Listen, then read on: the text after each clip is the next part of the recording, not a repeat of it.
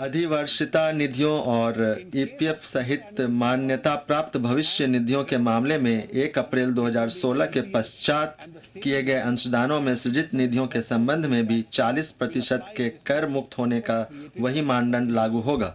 इसके अतिरिक्त पेंशन भोगियों की मृत्यु के पश्चात उसके कानूनी उत्तराधिकारी को मिलने वाली वार्षिक निधि तीनों मामलों में कर योग्य नहीं होगी। इसके अतिरिक्त हम कर छूट का लाभ लेने के लिए मान्यता प्राप्त भविष्य और अधिवार्षिता निधियों में नियोक्ता के अंशदान की मौद्रिक सीमा 1.5 लाख रुपए प्रतिवर्ष करने का प्रस्ताव करता हूं। मैं राष्ट्रीय पेंशन प्रणाली द्वारा उपलब्ध कराई गई वार्षिकी सेवाओं और ईपीएफओ द्वारा कर्मचारियों को प्रदान की गई सेवाओं की सेवा से छूट कर का प्रस्ताव करता हूं। मैं कुछ मामलों में एकल प्रीमियम वार्षिकी पॉलिसियों के अदा के लिए प्रीमियम पर सेवा कर 3.5% से घटाकर 1.4% करने का प्रस्ताव भी करता हूं। प्रधानमंत्री आवास योजना समयबद्ध तरीके से सभी और विशेषकर गरीबों की आवासीय जरूरतों का समाधान करने के लिए सरकार के आश्वासन का साकार रूप है। मकानों का निर्माण रोजगार के प्रचुर अवसर भी सृजित करता है। आवास क्षेत्र में कार्यकलाप बढ़ाने के लिए मैं जून 2016 से मार्च 2019 तक अनुमोदित किए जाने वाले और अनुमोदन के 3 वर्ष के भीतर 4 मेट्रो शहरों में निर्मित किए जाने वाले 30 वर्ग मीटर के फ्लैटों और अन्य शहरों में 60 वर्ग मीटर तक के फ्लैटों हेतु आवास निर्माण परियोजनाओं शुरू करने वाले उपक्रमों को लाभों से 100% कटौती देने का प्रस्ताव करता हूं। पहली बार मकान खरीदने वालों के लिए मैं अगले वित्त वर्ष के दौरान स्वीकृत 35 लाख रुपए तक के ऋणों हेतु 50,000 रुपए प्रतिवर्ष के अतिरिक्त ब्याज के लिए कटौती देने का प्रस्ताव करता हूं, बशर्ते कि मकान की कीमत 50 लाख रुपए से ज्यादा न हो। आवास निर्माण संबंधी क्रियाकलापों को प्रोत्साहित करने के लिए दूसरा प्रस्ताव स्थावर संपदा निवेश न्यासों में निवेश करना सुसाध्य बनाना है। मेरा प्रस्ताव है कि स्थावर संपदा निवेश न्यास और विशिष्ट शेयरधारिता वाले INVIT की विशेष प्रयोजन साधन की आय से किए जाने वाले किसी वितरण के लाभांश वितरण कर के अध्याधीन नहीं होंगे। सरकारी निजी भागीदारी वाले स्कीमों सहित केंद्रीय या राज्य सरकार की किसी स्कीम के तहत 60 वर्ग मीटर तक के क्षेत्र में सस्ते मकानों के निर्माण को सेवा कर से छूट देने का प्रस्ताव है। मैं यह भी प्रस्ताव करता हूं कि निर्माण कार्य में उपयोग के लिए निर्माण स्थल पर विनिर्मित कंक्रीट मिश्रण के लिए इस समय उपलब्ध उत्पाद शुल्क छूट को तैयार मिश्रित कंक्रीट के लिए भी दिया जाए। कृषि, ग्रामीण अर्थव्यवस्था तथा स्वच्छ पर्यावरण हेतु अतिरिक्त संसाधन जुटाना। लाभांश वितरण कर DDT समान रूप से सभी निवेशकों पर लागू होता है, चाहे उसकी आय का स्तर कुछ भी क्यों न हो। इसे करों और निष्पक्षता और प्रगामी प्रकृति को विकृत करने के रूप में देखा जाता है। अपेक्षाकृत उच्च आय वाले व्यक्ति उच्च कर लागत वहन कर सकते हैं। अतः मैं प्रस्ताव करता हूं कि कंपनियों द्वारा प्रदत्त लाभांश वितरण कर के अलावा प्रतिवर्ष 10 लाख रुपए से अधिक लाभांश प्राप्त करने वाले प्राप्तकर्ताओं अर्थात व्यक्तियों, हिंदू अविभाजित परिवारों और फर्मों के लाभांश की सकल राशि के 10% की दर से देना होगा। मैं कंपनियों, फर्मों और सहकारी समितियों को छोड़कर 1 करोड़ रुपए से अधिक आय वाले व्यक्तियों पर अधिभार 12% से बढ़ाकर 15% करने का भी प्रस्ताव करता हूं। मैं 10 लाख रुपए से अधिक की लग्जरी कारों की खरीद पर और 2 लाख रुपए से अधिक की वस्तुओं और सेवाओं की नकद खरीद पर 1% की दर से स्रोत पर कर संग्रह करने का भी प्रस्ताव करता हूं। संसाधन संपन्न अनुपालक करदाताओं के लिए इस लेवी से न केवल व्यय किए जाने के समय कर संग्रहण बढ़ेगा, बल्कि यह ऐसा व्यय करने वाले व्यक्तियों की पहचान करने के लिए कर प्राधिकारों को आंकड़े प्रदान करता है जो कराधान में शामिल नहीं भी हो सकते हैं। किसानों और अनुसूचित वर्ग के व्यक्तियों को ऐसे प्रपत्र देने का विकल्प प्राप्त होगा जिसके द्वारा स्रोत कर संग्रहण प्रसारित नहीं किए जाएगा। विकल्पों के मामले में प्रतिभूति लेनदेन कर की दर 0.01% से बढ़ाकर 0.05% करने का प्रस्ताव है। भारत में विदेशी ई कॉमर्स कंपनियों को होने वाले आय पर कर लगाने के लिए यह प्रस्ताव है कि अनिवासी को भुगतान करने वाला व्यक्ति जिसके स्थायी प्रतिष्ठान नहीं है और वर्ष में कुल 1 लाख रुपए से अधिक ऑनलाइन विज्ञापन हेतु प्रतिफल के रूप में देता है, वह समकरण लेवी के रूप में भुगतान की गई सकल राशि के 6% के दर से कर रोक सकेगा। मैं सभी कर योग्य सेवाओं पर 0.5% की दर से कृषि कल्याण उपकर नामक उपकर लगाने का प्रस्ताव करता हूं, जिससे कुछ प्राप्तियों का उपयोग विशिष्ट रूप से कृषि सुधार और किसान कल्याण से संबंधित कार्यकलापों के वित्त पोषण के लिए प्रयुक्त होगा। यह उपकर 1 जून 2016 से लागू होगा। भारतीय शहरों में प्रदूषण और यातायात की स्थिति एक चिंता का सबब है। मैं पेट्रोल, एलपीजी, सीएनजी की छोटी कारों पर 1%, कतिपय क्षमता वाली डीजल कारों पर 2.5% और अधिक इंजन क्षमता वाले अन्य वाहनों और एसयूवी पर 4% अवसंरचना उपकर लगाने का प्रस्ताव करता हूं। माननीय अध्यक्ष महोदय, मैं खासकर जो पर्यावरण संबंध में जो छूट दिए जा रहे हैं उसके ऊपर भी मैं चाह रहा हूं कि ये कार्य जारी रहे। मैं प्रस्ताव करता हूं कि 1% या निविष्टिक कर क्रेडिट के साथ 12.5% उत्पाद शुल्क लगाने का प्रस्ताव करता हूं, खासकर आभूषण और वस्तुओं से जुड़े हुए आभूषणों से इतर चांदी के आभूषण को छोड़कर, जिस पर अधिक छूट और अर्हता सीमा क्रमशः 6 करोड़ रुपए और 12 करोड़ रुपए होगी। नए करदाताओं को किसी कठिनाई के बिना इस लेवी का अनुपालन करने में समर्थ बनाने के लिए आवश्यक कदम भी उठाए जाएंगे। मैं 1000 रुपए के खुदरा बिक्री मूल्य और इससे अधिक के ब्रांडेड तैयार परिधानों और कपड़ों से बनी वस्तुओं पर उत्पाद शुल्क को निविष्ट कर क्रेडिट के बगैर 0 या निविष्ट कर क्रेडिट के साथ 6% से बदल कर निविष्ट कर क्रेडिट के बगैर 2% या निविष्टिक कर के साथ 12.5% करने का प्रस्ताव करता हूं। मैं कोयला, लिग्नाइट और पीट पर लगाए गए स्वच्छ ऊर्जा उपकर को स्वच्छ पर्यावरण उपकर का नया नाम देने के और इसके साथ ही इसकी दर 200 रुपये प्रति टन से बढ़ाकर 400 रुपये प्रति टन करने का प्रस्ताव करता हूं। तंबाकू और तंबाकू उत्पादों की खपत को हतोत्साहित करने के लिए मैं बीड़ी को छोड़कर विभिन्न तंबाकू उत्पादों पर उत्पाद शुल्क लगभग 10% से 15% बढ़ाने का प्रस्ताव करता हूं। मैं वित्त अधिनियम 1994 में संशोधन करने का प्रस्ताव करता हूं ताकि रेडियो फ्रीक्वेंसी स्पेक्ट्रम का उपयोग करने और बाद में सेवा को हस्तांतरित करने के अधिकार की घोषणा सरकार द्वारा की जा सके, जिससे स्पष्ट किया जा सके कि स्पेक्ट्रम का उपयोग करने के अधिकार का समुन्नेशन ऐसी सेवा जिस पर सेवा कर लगाया जा सकता है या अमूर्त वस्तुओं की बिक्री नहीं है। महोदया, हम मुकदमेबाजी से दूर रहने के दृष्टिकोण से कम करों की व्यवस्था की ओर अग्रसर हो रहे हैं। इस प्रकार से जहां अनुपालक करदाता विभाग से सहायक संपर्क की आशा कर सकते हैं, वहीं कर वंचन से सख्ती से निपटा जाएगा। कर वंचन का पता लगाने के लिए कर विभाग की क्षमता बढ़ी है, क्योंकि सूचना प्राप्त करने की क्षमता और ऐसी सूचना का प्रक्रियान्वयन करने के लिए प्रौद्योगिकी चालित विश्लेषणात्मक साधनों की उपलब्धता में सुधार हुआ है। मैं पूर्ववर्ती कर अनुपालन न करने वालों को कर अनुपालकों की श्रेणी में शामिल होने का सुअवसर देना चाहता हूं।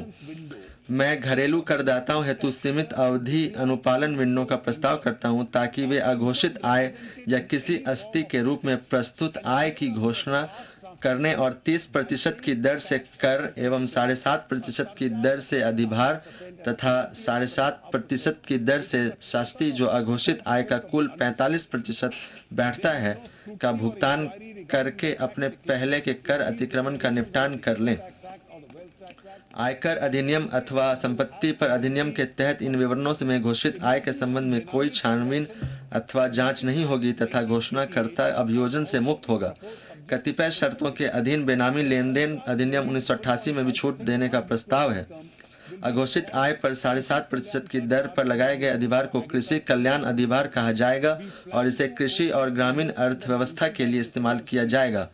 हमारी 1 जून से 30 सितंबर 2016 तक चलने वाली इस आय प्रकटन योजना के तहत घोषणा के 2 माह के भीतर देय राशि आदि करने का विकल्प के साथ नए विंडो खोलने की योजना है। हमारी सरकार अर्थव्यवस्था से काला धन निकालने के लिए पूर्णतः प्रतिबद्ध है। छिपाई गई आय को एक बार घोषित करने का अवसर देकर हम फिर काला धन रखने वाले लोगों के विरुद्ध कानूनी कार्यवाही करने के लिए अपने समस्त संसाधन लगा देंगे। मुकदमेबाजी किसी करानुकूल प्रणाली के लिए अनिष्टकारी होती है और करदाताओं की अनुपालन लागत और सरकार की प्रशासनिक लागत बढ़ाने के अलावा अविश्वास का माहौल सृजित करती है। प्रथम अपीलीय प्राधिकरण के समक्ष कर संबंधी लगभग 3 लाख मामले लंबित पड़े हैं, जिनकी विवादित राशि 5.5 लाख करोड़ रुपए है। इनकी संख्या कम करने के उद्देश्य से मैं एक नए विवाद निपटान स्कीम लाने का प्रस्ताव करता हूं। कोई करदाता जिसकी आज की तारीख में आयुक्त के समक्ष कोई अपील लंबित है, वह निर्धारण की तिथि तक विवादित कर तथा ब्याज का भुगतान करने अपने मामले का निपटान कर सकता है। 10 लाख रुपए तक के विवादित कर के मामलों में कोई आर्थिक दंड नहीं लगाया जाएगा। 10 लाख रुपए से अधिक के विवादित कर के मामलों में न्यूनतम आरोपनीय अर्थदंड का केवल 25% दंड लगाया जाएगा। अर्थदंड के आदेश के विरुद्ध किसी भी लंबित अपील को न्यूनतम आरोपनीय अर्थदंड का 25% का भुगतान करके निपटाया जा सकता है। विशिष्ट अधिनियमों के अंतर्गत जिन व्यक्तियों पर आपराधिक मामले दर्ज हैं, उनके साथ साथ कतिपय श्रेणी के व्यक्तियों को इस योजना का लाभ उठाने से वंचित करने का प्रस्ताव है। मैंने अपनी जुलाई 2014 के बजट भाषण में यह आश्वासन दिया था कि यह सरकार पूर्व प्रभाव से नई कर देयता सृजित नहीं करेगी। मैंने यह भी आशा प्रकट की थी कि वित्त अधिनियम 2012 के माध्यम से आयकर अधिनियम 1961 में किए गए कतिपय पूर्व प्रभावी संशोधनों से संबंधित विभिन्न न्यायालयों तथा अन्य कानूनी मंचों में लंबित मामलों का शीघ्र ही तर्कसंगत निपटान किया जाएगा। मैं यह दोहराना चाहता हूं कि हम एक स्थिर और सरल कर प्रणाली लाने के लिए प्रतिबद्ध हैं। हम भविष्य में ऐसे संशोधनों का सहारा नहीं लेंगे। मैंने एक उच्च स्तरीय समिति गठित करने की भी घोषणा की थी, जो ऐसे किसी भी नए मामले पर विचार करेगी जहां कर निर्धारक अधिकारी पूर्व प्रभावी संशोधन का प्रयोग करके अप्रत्यक्ष अंतरणों के संबंध में आय का निर्धारण अथवा पुनर्निर्धारण करने का प्रस्ताव रखता है।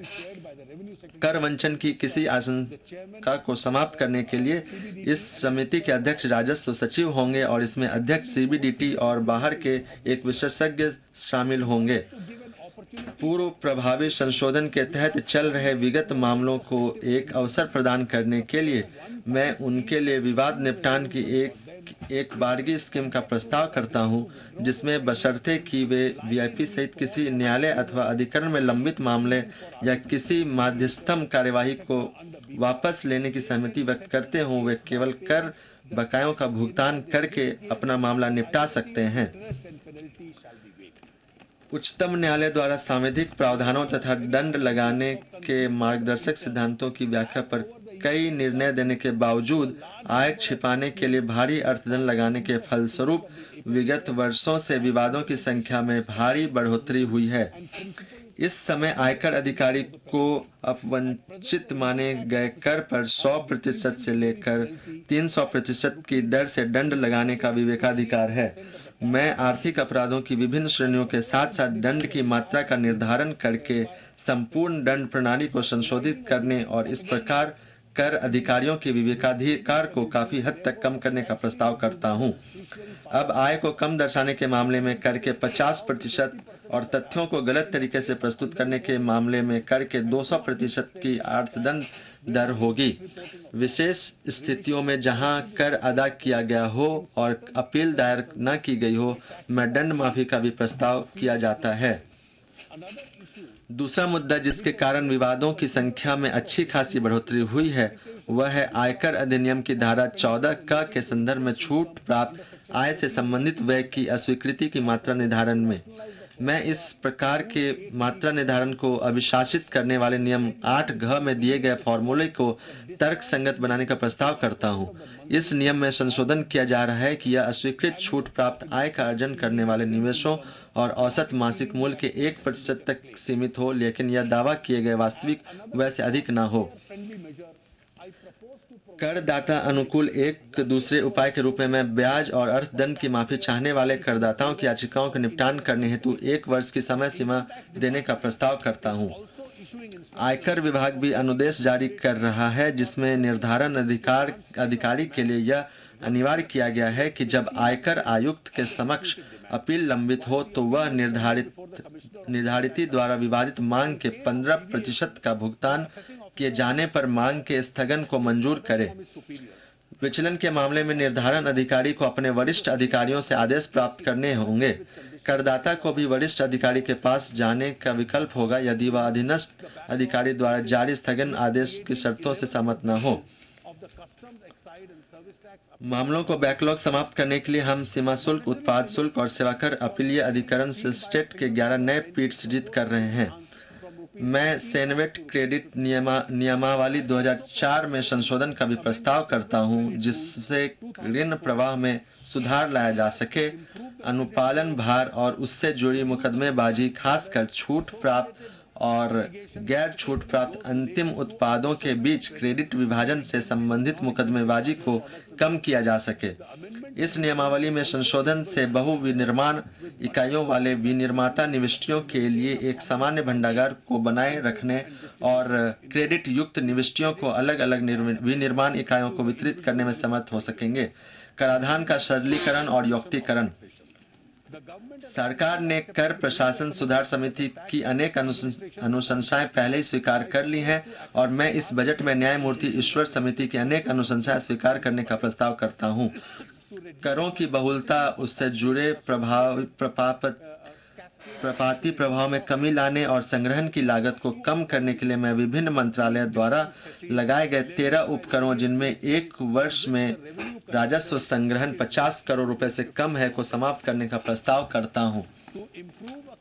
उन छोटे करदाताओं जिनकी निधियां चालू स्रोत पर कर कटौती के प्रावधान के कारण फंस जाती है, के नकदी प्रवाह की स्थिति में सुधार लाने के लिए मैं अनुबंध में दिए गए आयकर संबंधी टीडीएस प्रावधानों को युक्ति संगत बनाए जाने का प्रस्ताव करता हूं। बिना स्थायी खाता संख्या वाले अनिवासियों के लिए फिलहाल टीडीएस द्वारा अधिक है, यह प्रावधान करने के लिए मैं वैकल्पिक दस्तावेज प्रस्तुत करने पर उच्चतर दर लागू नहीं होगी। संगत प्रावधान को संशोधित किए जाने का प्रस्ताव है। अब तक किसी सेवा कर निर्धारिती के लिए भी उपलब्ध विवरणी के संशोधन की सुविधा केंद्रीय उत्पाद शुल्क निर्धारितियों के लिए भी दी जा रही है। मैं गैर बैंकिंग वित्तीय कंपनियों सहित बैंकिंग कंपनियों और वित्तीय संस्थाओं द्वारा जमाओं, उधारों और अग्रिमों के जरिए प्रदान की गई गैर कर योग्य सेवाओं के संबंध में निविष्टि कर क्रेडिट के प्रतिवर्तन हेतु अतिरिक्त विकल्प उपलब्ध कराने का प्रस्ताव करता हूं। हमारी सरकार ने कार्गो निर्गमन के समय और एग्जिम व्यापार की लेन देन संबंधी लागतें कम करने के लिए अनेक उपाय किए हैं। मैं अच्छे रिकॉर्ड वाले आयातकों और निर्यातकों के लिए सीमा शुल्क की आस्थगित अदायगी का प्रावधान करने के लिए सीमा शुल्क अधिनियम में संशोधन का प्रस्ताव करता हूं। बजट 2014-15 में मैंने भारतीय सीमा शुल्क एकल खिड़की परियोजना को कार्यान्वित करने के आशय का घोषणा की थी। हमने इस दिशा में काफी प्रगति की है और अगले वित्त वर्ष के प्रारंभ से इसे बड़े पत्तनों और विमानपत्तनों पर कार्यान्वित कर दिया जाएगा। अंतर्राष्ट्रीय यात्रियों के लिए सीमा शुल्क बैगेज नियमों को सरल बनाया जा रहा है, जिससे कि निःशुल्क बैगेज अनुमति में बढ़ोतरी की जा सके। जवाबदेही निश्चित करने के लिए प्रौद्योगिकी का प्रयोग। प्रौद्योगिकी मानवता के लिए वरदान है। हम कानून का पालन करने वाले नागरिक के लिए जीवन को अपेक्षाकृत आसान बनाने और कर वंचन करने वालों का पता लगाने के लिए भी आंकड़ा संग्रहण हेतु कराधान विभाग में बड़े स्तर पर प्रौद्योगिकी का प्रयोग करने की योजना बना रहे हैं। करदाताओं द्वारा आयकर कार्यालयों में जाने की जरूरत को समाप्त करने के लिए वर्ष 2015-16 में ई निर्धारण की एक प्रायोगिक स्कीम शुरू की गई थी। मैं आने वाले वर्षों में 7 बड़े नगरों में सभी निर्धारितों को ई निर्धारण के दायरे में लाने का प्रस्ताव करता हूं। जांच के लिए चुने गए मामलों की समीक्षा ई माहौल में की जाएगी, जिससे जब तक निर्धारित स्वयं सुनवाई नहीं चाहता या दर्ज किए जाने वाले विशेष कारणों से निर्धारण अधिकारी पक्षकार की सुनवाई करना चाहता है, तब तक निर्धारित से आयकर विभाग का सीधा संपर्क नहीं होगा। आयकर विभाग खासकर छोटे करदाताओं की अनुपालन लागत को कम करने के उद्देश्य से ई सहयोग नामक प्रायोगिक पहल का पूर्ण विस्तार करेगा। ई सहयोग प्रायोगिक परियोजना का लक्ष्य आयकर दाताओं के आयकर कार्यालयों में आए बिना आयकर विवरणियों में आई असमानताओं का निपटान करने के लिए एक ऑनलाइन तंत्र उपलब्ध कराना है। मैं प्रस्ताव करता हूं कि यदि अपीलीय आदेश को प्रभावी करने में 90 दिन से अधिक का समय लगता है, तो ऐसे मामले में सरकार 6% प्रति वर्ष की सामान्य दर की अपेक्षा 9% प्रति वर्ष की दर से ब्याज अदा करेगी। अतः जो अधिकारी इसमें विलंब करेंगे वे सरकार के नुकसान के लिए जवाबदेह होंगे। माननीय अध्यक्ष जी, मैं सीमा शुल्क की बाध्यता वाले भंडागारों हेतु भौतिक नियंत्रण के स्थान पर रिकॉर्ड आधारित नियंत्रण को लाने का प्रावधान करने की प्रक्रिया का प्रस्ताव करता हूं। मैडम स्पीकर, यह बजट वैश्विक और घरेलू स्तर पर प्रतिकूल परिस्थितियों के बीच प्रस्तुत किया जा रहा है। हमारे सामने अनेक चुनौतियां हैं, हम इन्हें अवसर के रूप में देखते हैं। मैंने किसानों, गरीबों और कमजोर व्यक्तियों के लाभ के लिए हमारी सरकार की ट्रांसफॉर्म इंडिया के स्वप्न को रेखांकित किया है। कहा जाता है कि चैंपियन का निर्माण उसके भीतर बहुत गहरे में छिपी हुई आकांक्षा, स्वप्न और कल्पना से होता है। हमारी इच्छा है कि प्रत्येक भारतीय, विशेषतया किसानों, गरीबों और कमजोर वर्गों को सामाजिक आर्थिक सुरक्षा दी जाए। हमारा स्वप्न है अधिक समृद्ध भारत को देखने का और सपना है भारत को विकसित देखने का। अध्यक्ष महोदया, इन शब्दों के साथ मैं यह बजट सदन को समर्पित करता हूं।